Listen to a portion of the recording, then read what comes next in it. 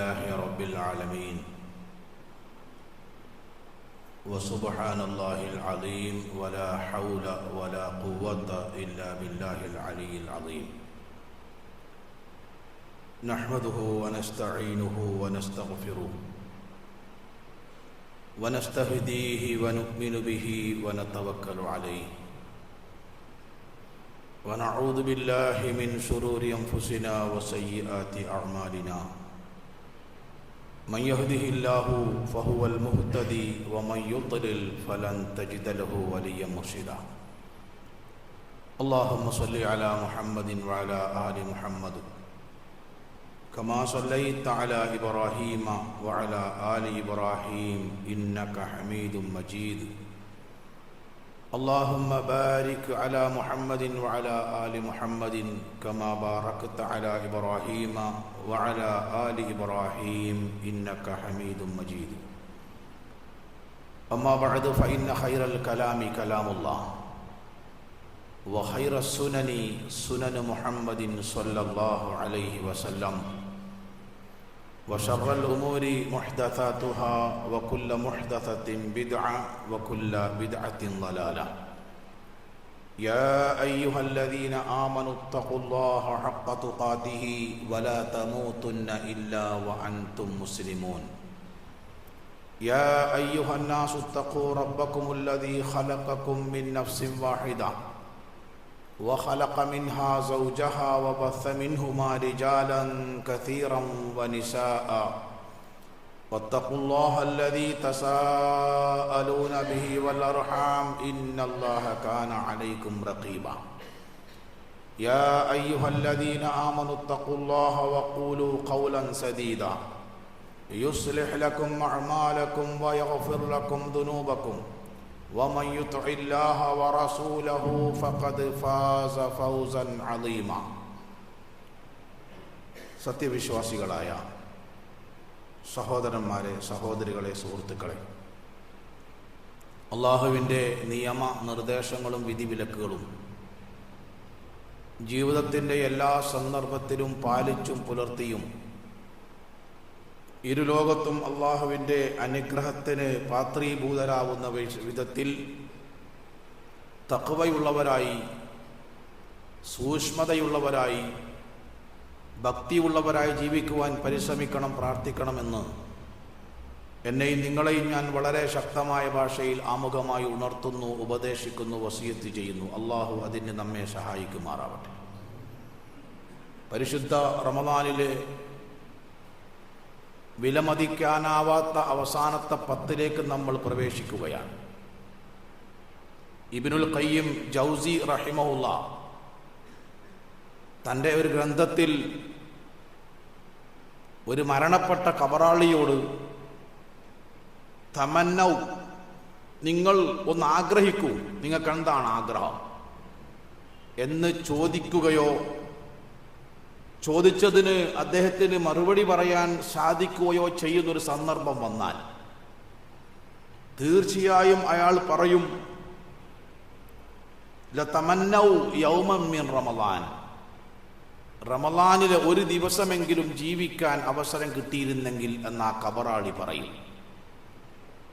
അത്രമേൽ ജീവൽ പ്രധാനമായ ദിനരാത്രങ്ങളിലൂടെയാണ് നമ്മൾ കടന്നു പോകുന്നത്. ദുനിയാവ് ലഅബും ലഹുവുമാണ്. ഇന്നമൽ ഹയാത്തുദ് ദുനിയ ലഅബും വലഹു. ഖുർആൻ പറഞ്ഞു സൂറത്തുൽ ഹദീദിൽ, ഇഅ്ലമു അന്നമൽ ഹയാത്തുദ് ദുനിയ ലഅബുൻ വലഹുവൻ. ലഅബ് ശാരീരിക പ്രധാനമാണെങ്കിൽ ലഹവ് മാനസിക പ്രധാനമാണ്. ശരീരത്തിന് ഉന്മേഷം കിട്ടുന്നതാണ് ലഅബ് എങ്കിൽ മനസ്സിന് സമാധാനവും ഉന്മേഷവും കിട്ടുന്നതാണ് ലഹവ്. അത് രണ്ടും ഭൗതികമാണ്. ഈ കളി, ചിരി, തമാശക്കടയിൽ നമ്മൾ പ്രതികരിക്കേണ്ട 2 യാഥാർത്ഥ്യം സൂറത്ത് ഹദീദിൽ അള്ളാഹു നമ്മെ പഠിപ്പിക്കുന്നുണ്ട്. വഫിൽ ആഖിറതി അദാബുൻ ശദീദ് വമഗ്ഫിറത്തും മിനല്ലാഹി വറിദ്വാൻ. കഠിനമായ ശിക്ഷ ഒരു ഭാഗത്ത്, അള്ളാഹുവിൻ്റെ മഗ്ഫിറത്തും റഹ്മത്തും സ്വർഗവും മറുഭാഗത്ത്. ഇതിനോട് പ്രതികരിക്കേണ്ടതും ഈ ജീവിതത്തിൽ തന്നെയാണ്. ആ നിലക്ക് നമ്മൾ ഏറ്റവും കൂടുതൽ ശ്രദ്ധ കാണിക്കേണ്ട ദിനരാത്രങ്ങളിലൂടെയാണ് നമ്മൾ കടന്നു പോകുന്നത്. നോമ്പിനെ പറ്റി പറഞ്ഞ ഒറ്റ ഹദീസ്, നോമ്പിനെ പറ്റി മാത്രം. അസ്സൗമു ലീ, നോമ്പ് എനിക്കുള്ളതാണ്. വ അന അജ്സി ബിഹി, ഞാനാണ് അതിന് കൂലി നിശ്ചയിക്കുന്നത്, നിങ്ങളല്ല. വേറുള്ളതിനൊക്കെ നമ്മളാ, വേറുള്ളതൊക്കെ അള്ളാഹ് അല്ലാത്തവർക്കാ. എന്താ ഈ പറഞ്ഞതിന്റെ അർത്ഥം? നോമ്പിനൊരു രഹസ്യ സ്വഭാവമുണ്ട്. ഇനിയിപ്പോ ഞാൻ നോമ്പുകാരനാന്ന് പറഞ്ഞാലും നിങ്ങൾ അംഗീകരിച്ചോളുന്നില്ല, കാരണം കാണിച്ചു കൊടുക്കാൻ കഴിയൂല. അതാണ് നോമ്പിന്റെ പ്രത്യേകത. അതുകൊണ്ട് തന്നെ നോമ്പിന് മാത്രമായ ഒരു ഇബാദത്തുണ്ട്. നമ്മൾ ഖുർആൻ ഓതുന്നു, നോമ്പല്ലാത്ത കാലത്തുണ്ട്. ഇഅ്തികാഫ് ഇരിക്കുന്നു, നോമ്പല്ലാത്ത കാലത്ത് ഇഅ്തികാഫ് ഇരിക്കാം. സദക്ക കൊടുക്കുന്നു, നോമ്പിന് മാത്രം സദക്ക കൊടുക്കൽ, എല്ലാ മാസവും കൊടുക്കും. പിന്നെന്താ നോമ്പിന് മാത്രമുള്ള ഒരു ഇബാദത്ത്? അതാണ് ഇന്ന് രാത്രി മുതൽ ആരംഭിക്കേണ്ടത്. അതെന്താണെന്നറിയോ? ഒറ്റക്കിരിക്കണം. നമ്മളും റബ്ബും ഒറ്റക്കിരിക്കണം. അവർക്ക് അള്ളാഹു കൊടുക്കുന്ന ഫദ്ലും ശ്രേഷ്ഠതയും അർശിന്റെ തണലിനോട് അള്ളാഹു ചേർത്ത് പിടിക്കുന്ന 7 വിഭാഗത്തിൽ 7ാമത്തെ ആരാന്നറിയോ? ഞാനും എൻ്റെ റബ്ബും. എന്നിട്ട് എൻ്റെ ജീവിതം ഏത് പോയിന്റിലാണോ ആരംഭിച്ചത്, 56ാമത്തെ വയസ്സാണ്. അതിൽ 15 കഴിഞ്ഞാൽ 41 കൊല്ലത്തിന്റെ തീഷ്ണമായ കണക്ക് ഞാൻ പറയേണ്ടി വരും.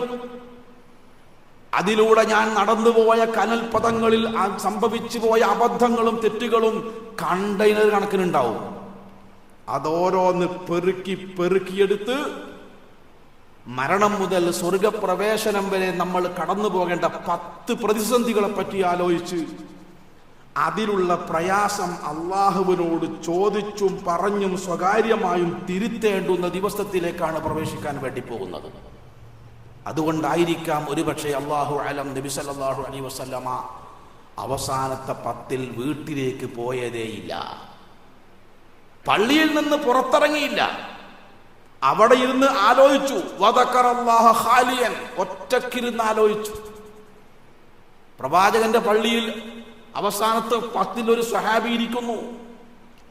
ആലോചിച്ച് അങ്ങനെ കാട് കയറിയിരിക്കുകയാണ്.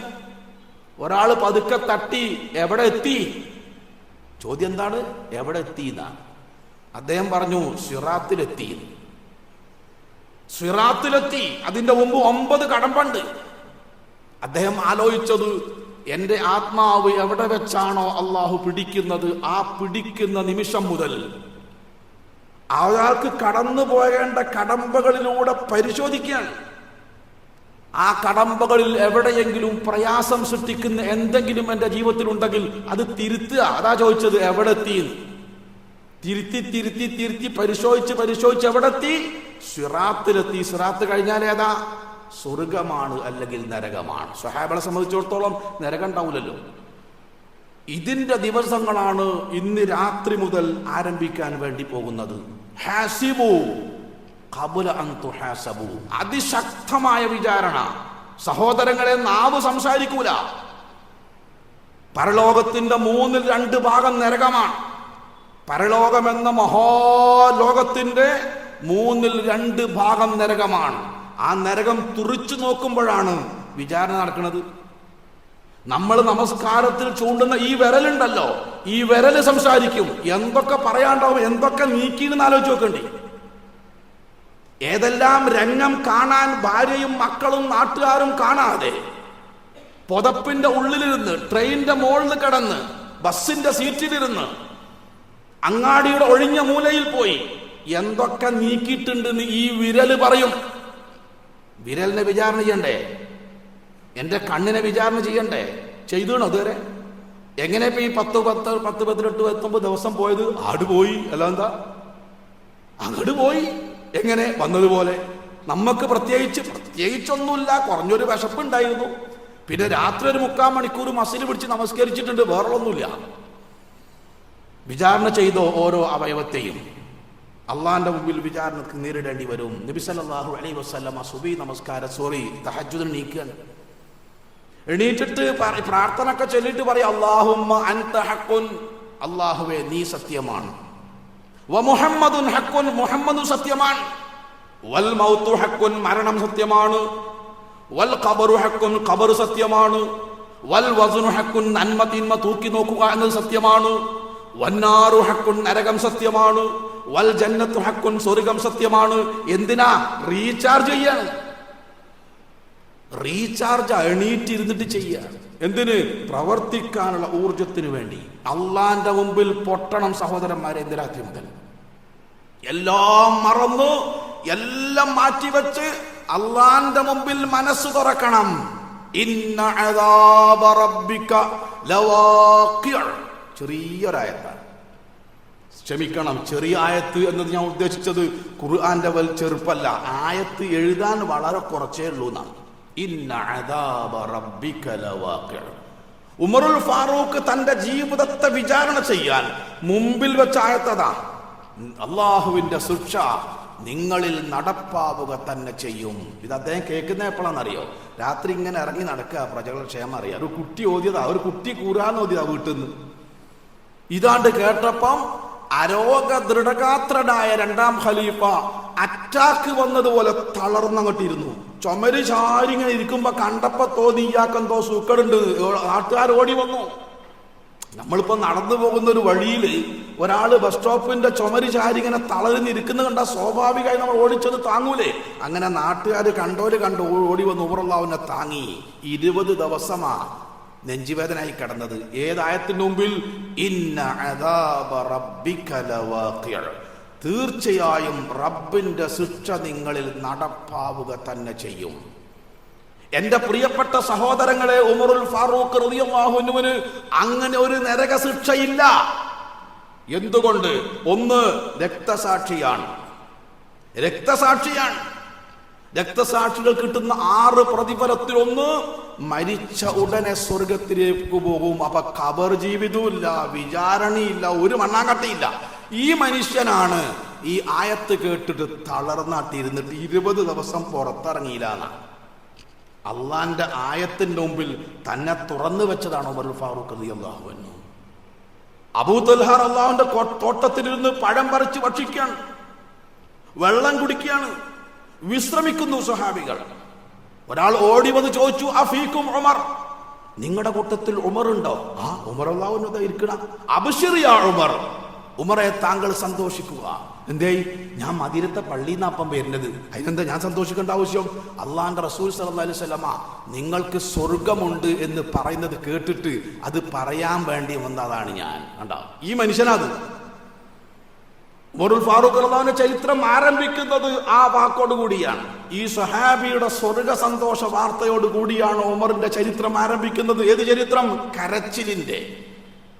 അന്ന് മുതലാണ് അത്ര അദ്ദേഹം കരയാൻ തുടങ്ങിയത്. നമ്മളാണെ നൊലോളി നിർത്തലാണ്, ഇനി നൊലോളിക്കേണ്ട ആവശ്യമില്ലല്ലോ. എന്താ കാരണം? അള്ളാഹു ഔദാര്യമായി തന്ന സ്വർഗം എന്റെ പ്രവർത്തന ദൂഷ്യം കൊണ്ട് അള്ളാഹു തിരിച്ചെടുക്കുമോ എന്ന് ഞാൻ ഭയപ്പെടുന്നു. നോക്കികള്, കല്ല് തുറന്നു വെക്കുകയാണ്. തുറന്നു വെക്കണം അള്ളാന്റെ മുമ്പിൽ, മറകളില്ലാതെ, ഔപചാരികതകളില്ലാതെ, ബോധ്യപ്പെടുത്തലില്ലാതെ. എന്നാണോ പ്രായപൂർത്തിയായത്, ഈ ജീവിക്കുന്ന നിമിഷം വരെ രഹസ്യവും പരസ്യവും അള്ളാന്റെ മുമ്പിൽ തുറന്നു വെച്ച് ക്ലിയർ ചെയ്യണം സഹോദരന്മാരെ. ഇന്ന് രാത്രി മുതൽ എങ്ങട്ടാ പോകണെന്നറിയോ? ആരാ പോയത്? മുമ്പേ പോയാലാരാന്നറിയോ? അബൂ ഹുറൈറ റളിയല്ലാഹു അൻഹു. ദൗസ് ഗോത്രത്തിൽ നിന്ന് 30 ആളുകൾ ഒരിക്കൽ ഇസ്ലാം സ്വീകരിക്കാൻ വന്നു പ്രവാചകന്റെ സന്നിധിയിൽ. 30 ആൾ ഇസ്ലാം സ്വീകരിച്ചു. ഒരു മാസക്കാലം മദീനത്തെ പള്ളിയിൽ താമസിച്ചു ദീൻ പഠിക്കാൻ. വേറൊരു വഴിയുമില്ല. 1 മാസം കൊണ്ട് പഠിക്കാവുന്നിടത്തോളം പഠിച്ചു. കാലാകാലം ഇവിടെ നിൽക്കാൻ കഴിയോ? പെണ്ണുങ്ങളും കുട്ടികളും ഇടപാടും ബിസിനസ്സൊക്കെ ഉള്ളവരല്ലേ? തിരിച്ചു പോവാണ്. 29 ആൾ തിരിച്ചുപോയി, ഒരാൾ പോയില്ല. അയാൾ പ്രവാചകന്റെ പള്ളിയിൽ തന്നെ ഇരുന്നു. അള്ളാന്റെ നാവിൽ നിന്ന്, റസൂൽ തന്റെ നാവിൽ നിന്ന് 5000 ചില്ലുവാനം ഹദീസുകൾ നേർക്ക് നേരെ കേട്ട് മുസ്ലിം ഉമ്മത്തിന് എത്തിച്ചു കൊടുത്തു. ആ മനുഷ്യന്റെ പേരാണ് അബൂ ഹുറൈറ റളിയല്ലാഹു അൻഹു. അബ്ദുറഹ്മാൻ എന്നാണ് ശരിക്കുള്ള പേര്. 5000 ചില്ലാനം ഹദീസ് പ്രവാചകന്റെ നാവിൽ നിന്ന് കേട്ട് മുസ്ലിം ഉമ്മത്തിന് പഠിപ്പിച്ചു കൊടുത്ത ലോകത്തെ ഏറ്റവും വലിയ മുഹദ്ദിസ്. വലിയ കച്ചവടക്കാരനായിരുന്നു. കച്ചവടം ഉണ്ടാവും, അവന് വള്ളി കുത്തിരുന്നാൽ നശിച്ചു പോയി. പട്ടിണി കൊണ്ട് ബോധം കെട്ട് വീണ ഏക സ്വഹാബിയാണ് അദ്ദേഹം. നമസ്കാരത്തിൽ നിൽക്കുമ്പോ വിശപ്പ് സഹിക്കാൻ കഴിയാതെ ബോധം കെട്ട് വീണ സ്വഹാബിയുടെ പേരാണ് അബൂ ഹുറൈറ. എന്തിനാണെന്നറിയോ? ദീൻ പഠിക്കാൻ വേണ്ടി നിന്നതാ, നമ്മക്ക് പഠിപ്പിച്ചു തരാൻ നിന്നതാ. മരിക്കുന്ന സമയത്ത് കരയുന്നു. സ്വഹാബികൾ ഓടിക്കൂടി പറഞ്ഞു, അബൂ ഹുറൈറ, താങ്കൾ എന്തിനാണ് കരയുന്നത്? ഞങ്ങൾ കണ്ടതിനേക്കാൾ പ്രവാചകനെ കണ്ട ആളല്ലേ താങ്കൾ? ഞങ്ങൾ കേട്ടതിനേക്കാൾ പ്രവാചകന് കേട്ട ആളല്ലേ താങ്കൾ? ഞങ്ങൾ ജനങ്ങൾക്ക് പറഞ്ഞു കൊടുത്തതിനേക്കാളും ദീൻ ജനങ്ങൾക്ക് പറഞ്ഞു കൊടുക്കാൻ നാവിനും ശരീരത്തിനും തൗഫീക്ക് നൽകിയ സൗഭാഗ്യവാനല്ലേ താങ്കൾ? ഈ മരണസമയത്ത് എന്തിനാണ് നിങ്ങൾ കരയുന്നത്? അബൂ ഹുറൈറ റളിയല്ലാഹു അൻഹു മരിക്കാത്ത വാക്കുകൾ സഹോദരങ്ങളെ, ഖില്ലത്തു സാദി വതൂലു സഫരി, ഖില്ലത്തു സാദി വതൂലു സഫരി, എന്റെ യാത്ര സുദീർഘമാണ് സ്വഹാബികളെ, കൂടെ കൊണ്ടുപോകാൻ എനിക്ക് ഇബാദത്തുകളില്ല. നമ്മക്ക് എങ്ങനെയും 10 ദിവസം കഴിഞ്ഞ് പെരുന്നാൾ ഇപ്പം എന്നാന്നുള്ള ആലോചനയുള്ളത്.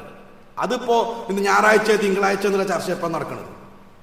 ഖില്ലത്തു സാദി, എന്റെ സമ്പാദ്യം ശുഷ്കമാണ്. വതൂലു സഫരി, എത്ര ദൂരമുണ്ടെന്നറിയോ പോവാൻ, എന്തെല്ലാം ആവശ്യമുണ്ടെന്നറിയോ? പ്രവാചകൻ അവരെ പഠിപ്പിച്ച പരലോകം എന്താണെന്നറിയോ? മദീന പള്ളിയിൽ സ്വഹാബികൾ കൂടിയിരിക്കുന്നു. അവിടുന്ന് പറഞ്ഞു, ഖാരിബു സദ്ദിദു വഅമലു, നിങ്ങൾ ഇനിയും അള്ളാഹുലേക്ക് അടുക്കണം. ഈ ഉത്ബുദ്ധമായ സദസ്സിനോട് ഞാൻ ചോദിക്കട്ടെ, സ്വഹാബികൾ ഇനി എങ്ങനെ അടുക്കേണ്ടതെന്ന് പറഞ്ഞു നിങ്ങൾ? നാടും വീടും കുടുംബവും സമ്പത്തും എല്ലാം വിട്ട് മക്കയിൽ നിന്ന് മദീനയിലേക്ക് പലായനം ചെയ്തവർ, ചോദിക്കട്ടെ സഹോദരങ്ങളെ, ഇനി അവരെങ്ങനെയാ പരിശ്രമിക്കേണ്ടത്? ഇനി ഓൾക്ക് കൊടുക്കാൻ പോലെ എന്ത് മണ്ണാങ്കട്ടയുള്ളത്? വീട് പകുത്ത് നൽകിയവർ, സമ്പത്ത് രണ്ടാക്കിയവർ, ഭാര്യമാരെ പകുത്തവർ, കച്ചവടം രണ്ടാക്കിയവർ, തന്റെ വീട്ടിലെ തന്റെ സമ്പത്തിലെ ഏറ്റവും പ്രധാനപ്പെട്ട ഭാഗം ദീനീ മാർഗത്തിൽ വന്ന മുഹാജിറിന് സംഭാവന നൽകിയവർ, ആ അൻസാറുകൾ ഇരിക്കുന്ന സദസ്സിനോടാണ് പ്രവാചകൻ പറയുന്നത്, ഖാരിബു സദ്ദിദു വഅമലു, നിങ്ങൾ ഇനിയും അധ്വാനിക്കണം. അള്ളാഹുവിലേക്ക് അടുത്തത് പോരാ, ഇനിയും പണിയെടുക്കണം. എന്താ കാരണം എന്നറിയോ? ലൻ യൻജു അഹദും മിൻകും ബിഅമലി, ലൻ യൻജു അഹദും മിൻകും ബിഅമലി, നിങ്ങളിൽ ഒരാളും നിങ്ങൾ ചെയ്ത പ്രവർത്തനം കൊണ്ട് മാത്രം സ്വർഗത്ത് പോകൂല. നമ്മളോടാണെങ്കിൽ അത് പറയേണ്ടതില്ല, ഉറപ്പാണ് പോകൂല. ഇതാരോടാ പറഞ്ഞത്? തളർന്നു പോയി സ്വഹാബികൾ, തളർന്നു പോയി. ബേക്കോട്ട് കൈ കൊടുത്തിരിക്കേണ്ടി വന്നു, വിയർക്കാൻ തുടങ്ങി. ഇങ്ങനൊക്കെ ചെയ്തിട്ടും പോരേ പ്രവാചകരെ, പോരാ. ഇത് പറയുമ്പോ ആരൊക്കെ സദസ്സിലുണ്ടെന്നറിയോ? തന്റെ സമ്പത്ത് മുഴുവൻ പ്രവാചകന്റെ കയ്യിൽ വെച്ചു കൊടുത്ത മഹാനായ സിദ്ദീഖുൽ അക്ബർ റളിയല്ലാഹു അൻഹു ഉള്ള സദസ്സിനോടാണ് പ്രവാചകൻ പറയുന്നത്, നിങ്ങളാരും സ്വന്തം പ്രവർത്തനം കൊണ്ട് മാത്രം പോകില്ല. മഹാനായ ഉമറുൽ ഫാറൂഖ് റളിയല്ലാഹു അൻഹു ഇരിക്കുന്ന സദസ്സിനോടാണ് പ്രവാചകൻ പറയുന്നത്, നിങ്ങൾ ആരും സ്വന്തം അമൽ കൊണ്ട് മാത്രം പോകില്ല.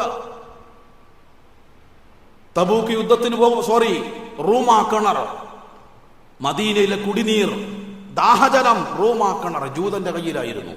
മുസ്ലിങ്ങൾ അവിടുന്ന് വെള്ളം കുടിക്കണ്ട, ഒറ്റ വാക്ക്, തീർന്നില്ലേ? കുടിവെള്ളം മുടങ്ങി മുസ്ലിങ്ങളുടെ. നബി സല്ലല്ലാഹു അലൈഹി വസല്ലം മദീനത്തെ പള്ളിയിൽ അടിയന്തര മീറ്റിംഗ് കൂടി. എന്നിട്ട് പറഞ്ഞു, റൂമാ കിണർ പണം കൊടുത്ത് വാങ്ങി വഖഫ് ചെയ്യുന്നവന് സ്വർഗമുണ്ട്. ഉസ്മാൻ ഇബ്നു അഫ്ഫാൻ റളിയല്ലാഹു അൻഹു 40,000 ദിർഹം 2 പ്രാവശ്യമായി കൊടുത്തു. റൂമാ കിണറിന്റെ ആധാരം വാങ്ങി പ്രവാചകന്റെ കയ്യിൽ കൊടുത്തു. ലോകാവസാനം വരെ വഖഫ് ചെയ്യുന്ന മനുഷ്യർക്ക്, ലോകാവസാനം വരെ വഖഫ് ചെയ്യുന്ന വാഖിഫിന് വലിയ പാഠം നൽകി ഉസ്മാൻ റളിയല്ലാഹു അൻഹു. എന്താ ഉസ്മാൻ റളിയല്ലാഹു അൻഹു പറഞ്ഞതെന്നറിയോ? റൂമാ കിണറിന്റെ അടിയാധാരവും രേഖയും പ്രവാചകന്റെ കൈക്കാണ്ട് കൊടുക്കുമ്പോൾ ഉസ്മാൻ റളിയല്ലാഹു അൻഹു പറഞ്ഞൊരു രോമാഞ്ചജനകമായ വാക്കുണ്ട്, ഒരാൾക്കും പറയാൻ കഴിയൂല. എന്താ പറഞ്ഞതറിയോ? പ്രവാചകരെ, ഇതിന് പൈസ കൊടുത്ത ഉസ്മാനാണ്, പക്ഷേ പൈസ കൊടുത്തത് ഞാനാണ് എന്നതിന്റെ പേരിൽ ഈ മദീനയിലെ മുഴുവൻ വിശ്വാസികളിൽപ്പെട്ട ഓരോ വിശ്വാസിക്കും ഈ കിണറിൽ എന്താണോ അവകാശം, അതിനേക്കാൾ കൂടുതൽ ഒരവകാശവും എനിക്കോ എന്റെ മക്കൾക്കോ നിങ്ങൾ നൽകാൻ പാടില്ല. അത് പറഞ്ഞിട്ടാ കർലാസാൻ കൊടുത്ത്. ഈ മനുഷ്യനിരിക്കുന്ന സദസ്സിനോടാണ് പ്രവാചകൻ പറയുന്നത്, നിങ്ങൾ ഇനിയും അല്ലാഹുവിലേക്ക് അടുക്കണം. തബൂക്ക് യുദ്ധം സാമ്പത്തികമായിട്ട് അങ്ങേയറ്റം പ്രയാസപ്പെടുമ്പോൾ നടന്ന യുദ്ധമാണ്. യുദ്ധഫണ്ടിലേക്ക് സംഭാവന ചെയ്യാൻ ആഗ്രഹിച്ചിട്ടല്ല, ആഗ്രഹമില്ലാഞ്ഞിട്ടല്ല, കയ്യിലില്ല. ഇതേ ഉസ്മാൻ റളിയല്ലാഹു അൻഹു പണക്കിഴി പ്രവാചകന്റെ കയ്യിൽ കൊണ്ടുവച്ചു കൊടുത്തു. റസൂൽ എണ്ണി നോക്കുമ്പോൾ 1000 ദിനാറുണ്ട്. അള്ളാഹു സാക്ഷി, 1000 ദിനാറ് ഇന്ത്യന്റെ എത്ര റുപ്യ എനിക്കറിയില്ല, ഞാൻ ദിനാറ് കണ്ടിട്ട് തന്നെയല്ല. അറിയുന്നവർ ഈ സദസ്സിലുണ്ട്. 1000 ദിനാറ് 1400 കൊല്ലം മുമ്പ്. പ്രവാചകന്റെ കണ്ണും നിറഞ്ഞു, മനസ്സും നിറഞ്ഞു. മാ ബൈന ബൈതി വ മിംബരി റൗളത്തും മിൻ റിയാദിൽ ജന്ന, എന്റെ വീടിന്റെയും എന്റെ മിമ്പറിന്റെയും ഇടയിലുള്ള സ്ഥലം സ്വർഗത്തോപ്പാണെന്ന് പറഞ്ഞ അതേ തിരുനാവ് കൊണ്ട് ആ സ്ഥലത്തിരുന്ന് രണ്ട് കൈയും അള്ളാഹുവിലേക്ക് ഉയർത്തി അള്ളാഹുവിന്റെ റസൂൽ പ്രാർത്ഥിച്ചു, അല്ലാഹുമ്മ റദ അൻ ഉസ്മാൻ ഫഇന്നി അൻഹു റാദിൻ. അള്ളാഹുവേ, നീ ഉസ്മാനെ പറ്റി തൃപ്തിപ്പെടണം, ഞാൻ അദ്ദേഹത്തിന് സംതൃപ്തനാണ്. ഇത്രയും വലിയൊരു സംഖ്യ നൽകാൻ അദ്ദേഹത്തിനല്ലാതെ ആർക്ക് സാധിക്കും? ഈ ഉസ്മാൻ അള്ളാഹുവിൽ ഇരിക്കുന്ന സദസ്സിനോടാണ് പ്രവാചകൻ പറയുന്നത്, നിങ്ങൾ ഇനിയും അള്ളാഹുലേക്ക് എടുക്കണം. പോരാ, ഉഹുദ് യുദ്ധം മുസ്ലിങ്ങൾ പരാജയപ്പെട്ട യുദ്ധം, ആദ്യഘട്ടത്തിൽ പരാജയപ്പെട്ടു, പ്രവാചകൻ കൊല്ലപ്പെട്ടു എന്ന കിംവദന്തി മദീനയിൽ കാട്ടുതീ പോലെ പറന്നു. 13 സ്വഹാബികളല്ലാത്ത മുഴുവൻ സ്വഹാബികളും പ്രവാചകൻ ഓടിപ്പോയി. വീടുകളിൽ അടങ്ങിയൊതിരുന്ന സ്ത്രീകൾ പുറത്തിറങ്ങി വാവിട്ട് നിലവിളിച്ചു, യുദ്ധക്കളത്തിലേക്ക് ഓടി. ഓടുമ്പോൾ പലരും വെള്ളവും മരുന്നും എടുത്തിട്ടാണ് ഓടിയത്. ഒരു സഹോദരി കൊണ്ടുപോയത് വാളാണ്. ഇനി എന്തിന് ജീവിക്കണം? പ്രവാചകനെ കൊലക്ക് കൊടുത്ത നമ്മളെ ഭർത്താക്കന്മാരുടെ ഇടയിൽ എന്തിന് ഭാര്യയായി ജീവിക്കണം? മരിക്കണം. ഒരു പെണ്ണ് വാളുമായിട്ടാണ് ഓടിയത്. ഉമ്മു അമ്മാറ റളിയല്ലാഹു അൻഹ മദീനയിൽ പ്രവാചകൻ തിരിച്ചെത്തി യുദ്ധത്തിന്റെ അവലോകനം നടത്തുമ്പോൾ ഗദ്ഗദത്തോടുകൂടി പറഞ്ഞൊരു വാക്കുണ്ട്, ഞാൻ ഇടത്തോട്ടും വലത്തോട്ടും തിരിഞ്ഞു നോക്കുമ്പോ എന്റെ നേരെ വരുന്ന കൂരമ്പുകൾ സ്വന്തം മാറോടേറ്റെടുക്കാൻ ഓടി നടക്കുന്ന ഉമ്മു അമ്മാറയാണ് ഞാൻ കണ്ടത്. ആ ഉമ്മു അമ്മാറ റളിയല്ലാഹു ഇരിക്കുന്ന സദസ്സിനോട് ആ പ്രവാചകൻ പറഞ്ഞത്, നിങ്ങൾ ചെയ്തത് പോരാ, ഇനിയും ചെയ്യണം. നമ്മളോട് എങ്ങനെ പറയണം? 10 ദിവസം മുമ്പിലുണ്ട്. അതിശക്തമായി നബി സല്ലല്ലാഹു അലൈഹി വസല്ലമ പറഞ്ഞതുപോലെ ഐഖള അഹ്ലഹു വശദ്ദ മിഅ്സറഹു, മുണ്ട് മുറുക്കി കൊടുത്ത് എല്ലാവരെയും വിളിച്ചുണർത്തി കൂടുതൽ അള്ളാന്റെ മുമ്പിലേക്ക് ഇബാദത്ത് കൊണ്ടും ദുആ കൊണ്ടും അടുക്കേണ്ട ദിനരാത്രങ്ങളിലൂടെയാണ് നമ്മൾ കടന്നു പോകുന്നത്. അതുകൊണ്ട് ഹാസിബു ഖബ്ല അൻ തുഹാസബു, അള്ളാന്റെ മുമ്പിലെ വിചാരണയ്ക്ക് മുമ്പ് സ്വന്തം വിചാരണ ചെയ്തു നോക്കി. എന്താ ചെയ്യേണ്ടതെന്നറിയോ? നമ്മൾ ചെയ്യുന്ന ഇബാദത്തിന്റെ ക്വാണ്ടിറ്റിയും ക്വാളിറ്റിയും വേണം, ക്വാളിറ്റിയും വേണം. ഇത് രണ്ടും ഒന്ന് പരിശോധിച്ച് നോക്കാം നമുക്ക്. നമ്മുടെ നമസ്കാരത്തിന് ഘനമുണ്ടോ സഹോദരന്മാരെ? എന്താണ് ഇബാദത്തിന്റെ ഘനം? നബി സല്ലല്ലാഹു അലൈഹി വസല്ലം കൃത്യമായി പഠിപ്പിച്ചു കൊടുത്തു. എങ്ങനെ? ഒരു 3 ആളുകൾ ഒരു യാത്ര പോവുകയാണ്. രാത്രി അവർക്ക് ഒരു ഗുഹയിൽ അഭയം പ്രാപിക്കേണ്ടി വന്നു. 3 ആളും യാത്ര ഒപ്പം തുടങ്ങിയല്ലോ, 3 വൈക്കുന്ന വരുന്നോല ഒരു ഗുഹയിലാണ് എത്തിപ്പെട്ടതെന്ന് മാത്രം. അങ്ങനെ 3 ആളുണ്ടാവുമ്പോൾ ഒരു ധൈര്യം ഉണ്ടാവുമല്ലോ. ഓല ആ ഗുഹയിൽ കിടന്നു. നിങ്ങൾക്ക് അറിയാത്ത ചരിത്രമൊന്നുമല്ല. നേരം വെളുക്കുമ്പോൾ അവിചാരിതമായി ഈ ഗുഹാമുഖം ഒരു വലിയ പാറക്കല്ല് വന്ന് അടഞ്ഞുപോയി. പുറത്തേർക്കുന്ന യാതൊരു നിവൃത്തിയില്ല. വിളിച്ചു നിറവിച്ചാൽ കേൾക്കാൻ ആളുമില്ല. എങ്ങനെ 3 ആളും തള്ളിയിട്ട് കല്ല് അനങ്ങണില്ല. എന്താ തീരുമാനിച്ചത്? നമുക്ക് നമ്മളെ ഇബാദത്തിന്റെ ഖനം വെച്ചിട്ടൊന്ന് അള്ളാനോട് പറഞ്ഞു നോക്കാം. ഇങ്ങനത്തെ ഒരു നിസ്കാരം എനിക്ക് ഉണ്ടോ അല്ലേ എന്നാ ഞാൻ ചോദിക്കണത്. ഇങ്ങനത്തെ ഒരു നോമ്പ് എനിക്ക് നിങ്ങൾക്ക് ഉണ്ടോ എന്നാ ഞാൻ ചോദിക്കണത്. ഇങ്ങനത്തെ ഒരു ഖത്തം ഖുർആൻ നമുക്കുണ്ടോന്നാ ഞാൻ ചോദിക്കണത്. ഇങ്ങനെ ഒരു ഉറുപ്പ്യ സദഖ കൊടുത്തണോന്നാ ഞാൻ ചോദിക്കണത്. ഇങ്ങനത്തെ ഒരു ഇഅ്തികാഫ് എനിക്കുണ്ടോന്നാ ചോദിക്കണത്. എന്താണെന്നറിയോ? അവർ 3 പേരും 3 വിഷയം പ്രാർത്ഥിച്ചു. ആ വിഷയമൊന്നും ഞാൻ അവിടെ പറയില്ല, എന്തെങ്കിലും ആവട്ടെ. മാതാപിതാക്കളെ സ്നേഹിച്ച കഥ ഉണ്ട്. ഒരു പെണ്ണ് വ്യഭിചാരത്തിന് ക്ഷണിച്ചപ്പോൾ ഇന്ന് മാറുന്ന ചരിത്രമുണ്ട്. ഒരു തൊഴിലാളി വന്ന് ജോലിയെടുത്ത് കൂലി വാങ്ങാതെ പോയി. ആ കൂലി കൊണ്ട് ഇയാൾ ഒരു ആടുംകുട്ടിനെ വാങ്ങിയിട്ട് ആ ആട് പ്രസവിച്ച് ഒരു മലഞ്ചെരിവ് നിറയെ ആടുകളായി. വർഷങ്ങൾക്ക് ശേഷം ഈ തൊഴിലാളി തിരിച്ചു വന്ന് തന്റെ കൂലി ചോദിച്ചപ്പോ ഈ ആടിനെ മുഴുവൻ കൊടുത്തു എന്നാ. അന്തം വിട്ടുപോയി. എന്റെ കൂലിയാണത്. ഇത് ഞാൻ ചെയ്തത് അല്ലാഹുവേ നിന്റെ തൃപ്തിക്ക് വേണ്ടിയാണെങ്കിൽ ഈ കല്ലൊന്ന് മാറ്റിത്തരണേന്നാണ് ഒന്നാമത്തെ പ്രാർത്ഥന. കല്ല് 3-1 ഭാഗം മാറി. രണ്ടാമത്തെ ആള് മാതാപിതാക്കളെ സ്നേഹിച്ച ആളാ. ഇന്ന് മാതാപിതാക്കള് വിവാഹ സദസ്സിൽ തലകൊമ്പിട്ടിരിക്കുന്ന മാതാപിതാക്കൾ എത്രയോ ഞാൻ കണ്ടിട്ടുണ്ട്. കാരണം മാതാപിതാക്കൾ ആഗ്രഹപ്രകാരമല്ല കല്യാണം, നിന്ന് കൊടുക്കേണ്ടി വരിക. കുട്ടികളെ പേടിക്കുന്ന മാതാപിതാക്കൾ ആലോചിച്ച് നോക്കി നിങ്ങള്. ആരായി കുട്ടിയുടെ അടുത്ത ആള്? കൂട്ടുകാര്. അഖ്സാ അബാഹു അദ്നാ സദീഖഹു. മാതാപിതാക്കളെ അകറ്റി കൂട്ടുകാരെ ചേർത്ത് പിടിക്കുന്ന മക്കൾ വളർന്നു വരികയാണ്. അവിടെയാണ് ഈ കഥ നമുക്ക് അത്ഭുതമാകുന്നത്. ആട്ടിടയനാണ് ഇയാള്. പാലാണ് വരുമാനം, പാലാണ് കുട്ടിക്ക് ഭക്ഷണം കൊടുക്കല്. ഒരിക്കല് മാതാപിതാക്കൾക്ക് പാൽ കൊടുക്കാതെ കുട്ടിക്ക് പാൽ കൊടുക്കൂല. ഒരിക്കൽ വീട്ടിൽ വന്നപ്പോൾ മാതാപിതാക്കൾ ഉറങ്ങിപ്പോയി. കുട്ടികൾ വിശന്ന് കരയാണ്, കൊടുത്തില്ല. ഉമ്മയും ബാപ്പയും കുടിച്ചാൽ മതി. ബാപ്പയും ഉമ്മയും നീറ്റു ഐറ്റങ്ങൾക്ക് പള്ള നിറച്ചും കൊടുത്തു. ബാക്കിയൊക്കെ ഭാര്യക്കും മക്കൾക്കും കൊടുത്തു. അദ്ദേഹം എടുത്ത് പറയാണ്, പടച്ചോനെ നിന്റെ അമ്മനെയും ബാപ്പനെയും ഞാൻ സ്നേഹിച്ചത് നിന്റെ തൃപ്തിക്ക് വേണ്ടിയാണെങ്കിൽ ഈ കല്ലൊന്ന് നീക്കണം റബ്ബേ. പകുതി നീങ്ങി, 2 ഭാഗം നീങ്ങി. മൂന്നാമത്തെ ആൾ ഞാൻ പറഞ്ഞല്ലോ, ഒരു പെണ്ണിനെ വ്യഭിചരിക്കാൻ അവസരം കിട്ടി. ആ പെണ്ണൊരു വാക്ക് പടച്ചോനെ സൂക്ഷിക്കണട്ടോ, ഞെട്ടിപ്പോയി, ഒഴിവാക്കി. ഒരു മനുഷ്യന്റെ മുഴുവൻ പൈശാചികതയും പുറത്തു വരും ഒരു പെണ്ണുമാണ് ഒറ്റക്കാവുമ്പോ. ആ വൈകാരിക തലങ്ങളെ പോലും നിർവീര്യമാക്കുന്ന ഒരു പടച്ചോനെ പറ്റിയുള്ള ബോധം ഈ മനുഷ്യന് കിട്ടി. കല്ല് നീങ്ങിയില്ലേ? ഒറ്റ ചോദ്യം ഈ നിൽക്കുന്ന എന്നോടും ഇരിക്കുന്ന നിങ്ങളോടും, നമ്മളാരെങ്കിലും ഒരാൾ 4-ാമനായി ഉണ്ടായിരുന്നെങ്കിൽ ആ കല്ല് നീങ്ങോ? നമ്മളാരെങ്കിലും 4-ാമനായിട്ട് ഐറ്റങ്ങളെ കൂടേണ്ട ഐറ്റൾ കുടുങ്ങിയില്ലേ? നമ്മളെ നിസ്കാരം കണ്ട കല്ല് നീങ്ങി. അങ്ങനെ നിസ്കാരം എണ്ണിക്കും വെക്കും. അതാണ് ക്വാളിറ്റി എന്ന് പറഞ്ഞത്. നമ്മുടെ ഇബാദത്തിന്റെ ക്വാളിറ്റി എത്രത്തോളം ഉണ്ട്, അത് റസൂലുള്ളാഹി സ്വല്ലല്ലാഹു അലൈഹി വസല്ലമ സമൂഹത്തെ പഠിപ്പിച്ചത് ഇങ്ങനെയാണ്. അതുകൊണ്ട് സഹോദരങ്ങളെ, നമ്മുടെ ക്വാളിറ്റിയും ക്വാണ്ടിറ്റിയും ഒക്കെ പരിശോധിക്കേണ്ടതാണ്. ഇബാദത്തുകൾ അള്ളാന്റെ അടുക്കൽ നല്ല ഖനമുള്ള ഇബാദത്തുകൾ. ഈറ്റ എടുക്കുന്നു പ്രവാചകൻ 2-ാം ഖലീഫ. ഏതോ ഒരു പെണ്ണിന്റെ ചരിത്രം നമ്മൾ പഠിച്ചിട്ടില്ലേ? പ്രസവവേദന കൊണ്ട് പൊളയുന്ന ഒരു സ്ത്രീയെ പ്രസവെടുക്കാൻ വേണ്ടി ഉമറുൽ കൊണ്ടുവന്ന ആരെയാ? സ്വന്തം ഭാര്യയാണ്, ഖലീഫയാണ്. 20 സാമ്രാജ്യം, ഇസ്ലാമിക സാമ്രാജ്യം ചേർത്ത് വെച്ച ആളാ. പക്ഷെ ഒരു പെണ്ണിന്റെ ഈറ്റെടുക്കാൻ ഇതൊരു നന്മയാണ്. മദീന നഗരം ഉറങ്ങിക്കിടക്കുമ്പോ മക്കൾക്ക് ഭക്ഷണം കൊടുക്കാനില്ലാത്തത് കൊണ്ട് മക്കളെ മുമ്പിൽ അടുപ്പ് കൂട്ടി പാത്രത്തിൽ പച്ചവെള്ളം വെച്ച് ഇളക്കിക്കൊണ്ടിരിക്കുന്ന ഉമ്മയെ കാണുന്നു ഉമർ. ഓടിച്ചെന്ന് ഖജനാവിൽ നിന്ന് റവയും ഗോതമ്പും കൊണ്ട് ഭക്ഷണം ഉണ്ടാക്കിയിട്ട് മക്കൾക്ക് ഭക്ഷണം കൊടുക്കുന്നു. എന്തിനാ? ഖനുള്ള ഇബാദത്ത് ചെയ്യാണ്. അറിയോ? നാഫി റളിയല്ലാഹു അൻഹു ഇബ്നു ഉമർ അല്ലാഹുവിന്റെ മൗലയാണ്. നാഫി റളിയല്ലാഹു അൻഹു ഒരിക്കൽ ഇങ്ങനെ കരയുമ്പോൾ ജനങ്ങൾ ചോദിച്ചു, മായുബിക്കീക്, എന്താണ് താങ്കൾ കരയുന്നത്?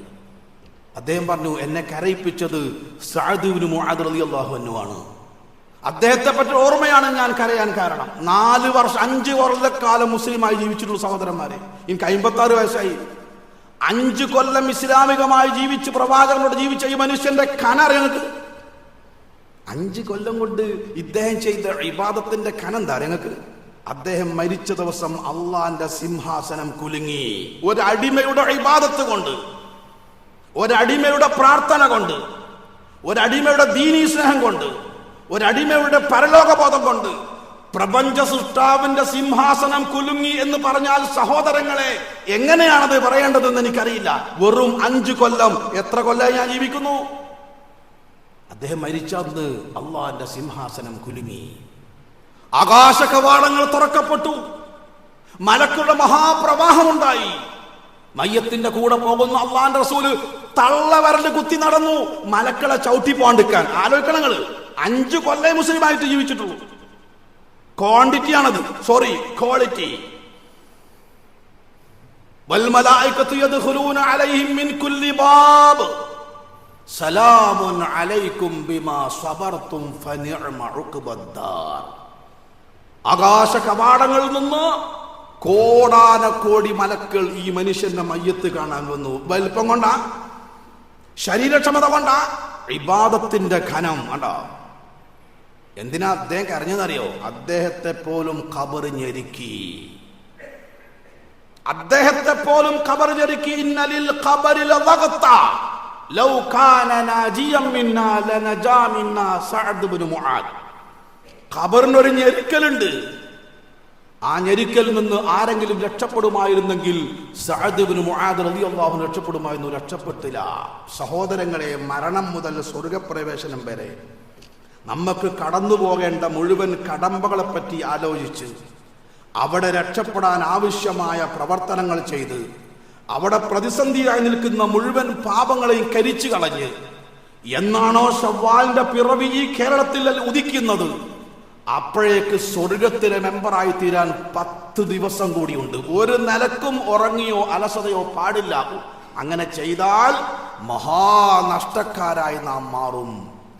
ഞാൻ ഈ റമദാന്റെ തുടക്കത്തിൽ പറഞ്ഞൊരു ഹദീസ് ഉണ്ട്. പ്രവാചകൻ മദീനത്തെ പള്ളിയിലെ മിമ്പറിലേക്ക് കയറുമ്പോൾ ആമീൻ പറഞ്ഞ സംഭവം. ആമീൻ പറയൽ ദ്വാർക്കണയിനാ.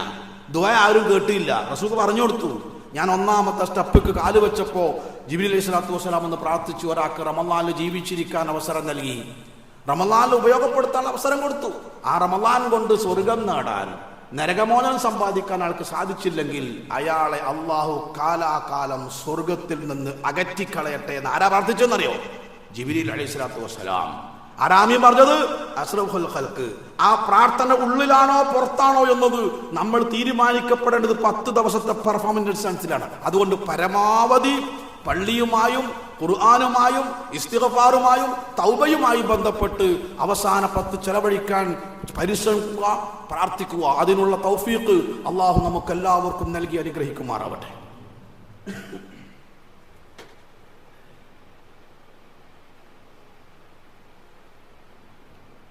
അൽഹംദുലില്ലാഹ് അസ്സലാത്തു വസ്സലാമു അലാ റസൂലില്ലാഹ് വഅലാ ആലിഹി അൽ ഫായിസീന ബിരിദല്ലാഹ് ഇത്തഖുല്ലാഹ ഇബാദല്ലാഹ്.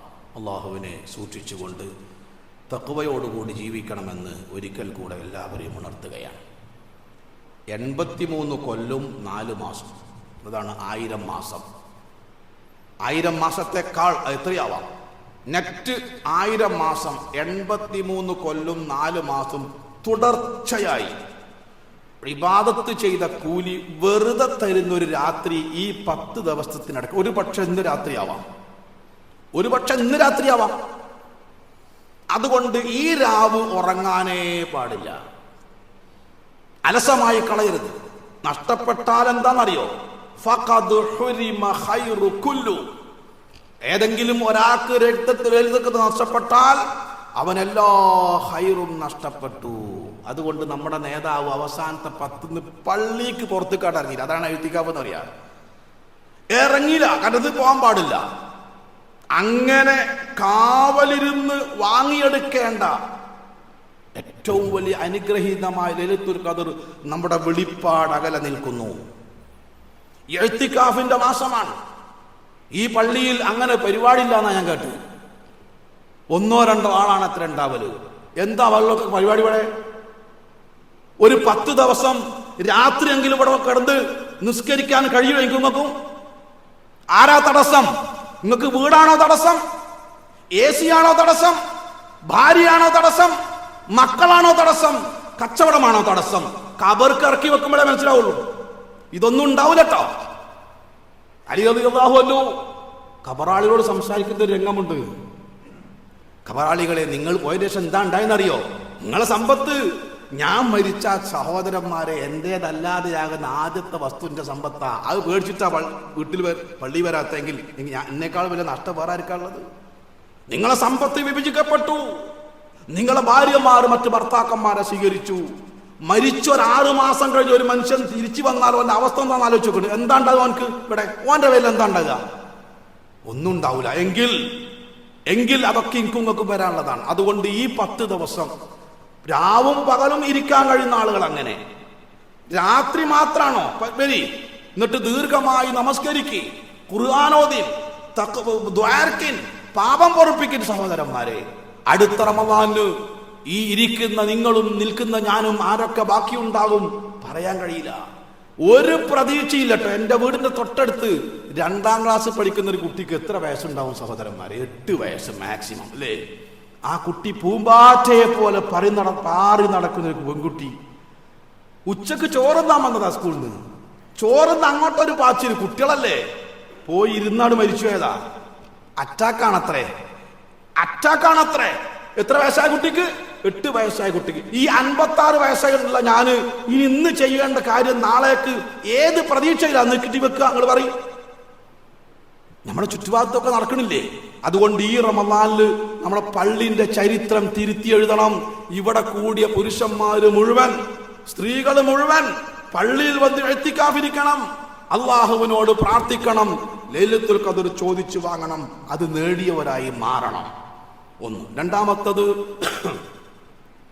ഈ നമ്മളെ നാട്ടിലൊരു തമാശ പറഞ്ഞ ഈ മോങ്ങാൻ നിൽക്കുന്ന നായിന്റെ തലേക്ക് തേങ്ങ വീണ് അല്ലേ തന്നെ സക്കാത്ത് കൊടുക്കില്ല. അതിൻ്റെ ഇടയിൽ ഏതോ ഒരു മൊഴിയാര് 1000കണക്കിന് പവൻ സ്വർണ്ണം ഉണ്ടെങ്കിലും കൊടുക്കണ്ടെന്നുള്ള പദ്ധതിയായിട്ട് നടക്കുന്നുണ്ട്. അത് എപ്പോഴെങ്കിലും ഒന്ന് എടുത്തിട്ടാ മതി. ഉപയോഗിക്കുന്ന സ്വർണത്തിന് സക്കാത്തില്ല. എത്ര ഉപയോഗിക്കണത്? മലബാർ ജ്വല്ലറി നടക്കുക, ഒരു ജ്വല്ലറി ഇങ്ങനെ പോവുക. നിങ്ങൾ ആലോചിച്ച് നോക്കി, ഏട്ടാ ഈ സമുദായത്തെ ഇവർ നയിക്കണത്? അതുകൊണ്ട് സഹോദരന്മാരെ, പ്രവാചകന്റെ മുമ്പിൽ 2 വളട്ടൊരു പെണ്ണു, 2 വള എന്തായാലും 300 പവൻ ഉണ്ടാവില്ല എന്ന് ഉറപ്പല്ല. പെണ്ണ് നീച്ചു നടക്കണ്ടേ? ഇത് വിട്ടിട്ട് അതിന് സക്കാത്ത് കൊടുത്തോ എന്ന് ചോദിച്ചൊരു ചരിത്രമുണ്ട്. അതുകൊണ്ട് സ്വർണം ഒരു 10 പവനിൽ കൂടുതലുണ്ടെങ്കിൽ നിങ്ങൾ സക്കാത്ത് കൊടുത്താളി, മുശ്രിക്കീങ്ങളിൽ നിന്ന് രക്ഷപ്പെട്ടോളി. ഒരു മൊയ്ലാമാരെ പദവി നോക്കണ്ട. അതിനൊക്കെ തെളിവ് പറഞ്ഞ അള്ളാന്റെ റസൂൽ, അള്ളാന്റെ ഖുർആനും ഹദീസും ഒന്നല്ല കേട്ടോ. കുറെ ഇമാമിങ്ങളെ വാക്ക തള്ളിക്കളയൂ. അള്ളാന്റെ റസൂൽ നമ്മളെ ഇമാമും, നമ്മളെ തെളിവ് ഖുർആനും സുന്നത്തുമാണ്. സ്വർണം 10 പവൻ ഉണ്ടെങ്കിൽ, അതിൽ കൂടുതലുണ്ടെങ്കിൽ സക്കാത്ത് നിർബന്ധമാണ്. അതുകൊണ്ട് കൊടുത്താളി, അതാ നല്ലത്. സഹോദരന്മാരെ, അതോടൊപ്പം നമ്മുടെ നാട്ടിൽ ദഅ്വാ പ്രവർത്തനം നടത്തണം. എന്താണ് ഇന്നത്തെ സമുദായത്തിന്റെ അവസ്ഥ? ഇതല്ലേ ഇപ്പൊ അവസ്ഥ? എൻ്റെ നാട്ടിൻ്റെ അടുത്തുണ്ട് നരിക്കുനി എന്ന് പറഞ്ഞ സ്ഥലം.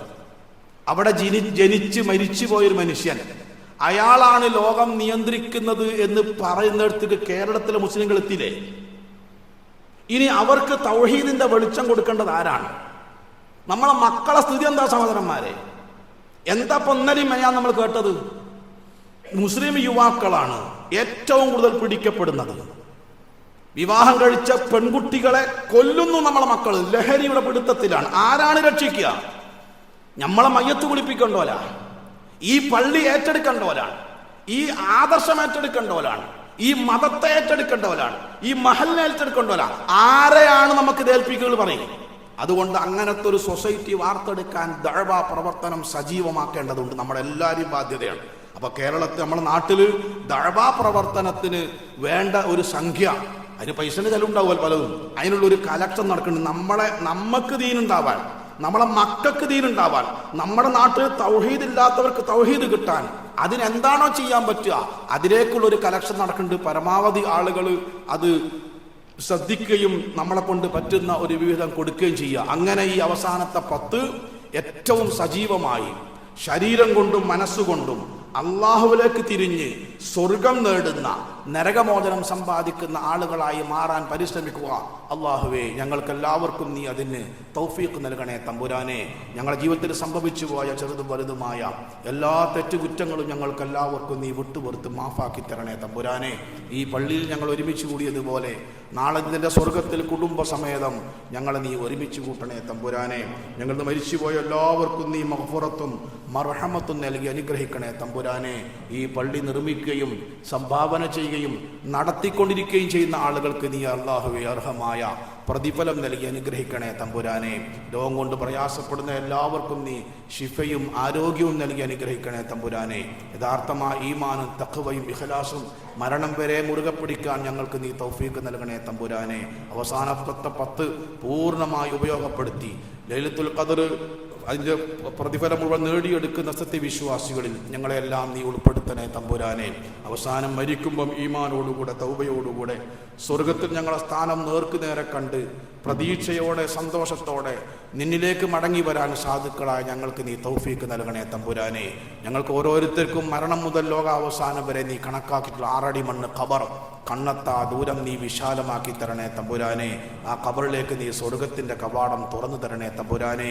ആ ഖബറിൽ മലക്കൾ ചോദ്യം ചെയ്യുമ്പോൾ കൃത്യമായി മറുപടി പറയാൻ അറിവും കഴിവും തൗഫീഖും ഞങ്ങൾക്ക് ഓരോരുത്തർക്കും നീ നൽകി അനുഗ്രഹിക്കണേ തമ്പുരാനെ. പരലോകത്ത് അർശിൻ്റെ തണൽ ലഭിക്കുന്നവരിൽ ഞങ്ങളെല്ലാം നീ ഉൾപ്പെടുത്തണേ തമ്പുരാനെ. ഹൗദുൽ കൗസർ കുടിക്കുവാനുള്ള സൗഭാഗ്യം ഞങ്ങൾക്കെല്ലാവർക്കും നീ നൽകി അനുഗ്രഹിക്കണേ റഹ്മാനെ. അള്ളാഹുവെ, വലത് കൈയിൽ കർമ്മരേഖ ലഭിക്കുന്ന സത്യവിശ്വാസികളിൽ ഞങ്ങളെല്ലാം നീ ഉൾപ്പെടുത്തണേ തമ്പുരാനെ. ഏറ്റവും ലഘുവായ നിസ്സാരമായ എളുപ്പത്തിലുള്ള വിചാരണ തന്ന് ഞങ്ങളെല്ലാം നീ സഹായിക്കണേ തമ്പുരാനെ. ഇടിമിന്നൽ വേഗത്തിൽ സിറാത്ത് കടന്നു പോകാൻ ഞങ്ങൾക്ക് നീ തൗഫീഖ് നൽകണേ തമ്പുരാനെ. കഠിന കഠോരമായ നരകശിക്ഷയിൽ നിന്ന് ഞങ്ങളെല്ലാം നീ കാത്തു രക്ഷിക്കണേ തമ്പുരാനെ. സ്വർഗം നൽകി ഞങ്ങളെ നീ കുടുംബസമേതം അനുഗ്രഹിക്കണേ തമ്പുരാനെ. ഞങ്ങളെ മക്കളെ നീ സ്വാലിഹീങ്ങളായ സന്താനങ്ങളാക്കണേ തമ്പുരാനെ.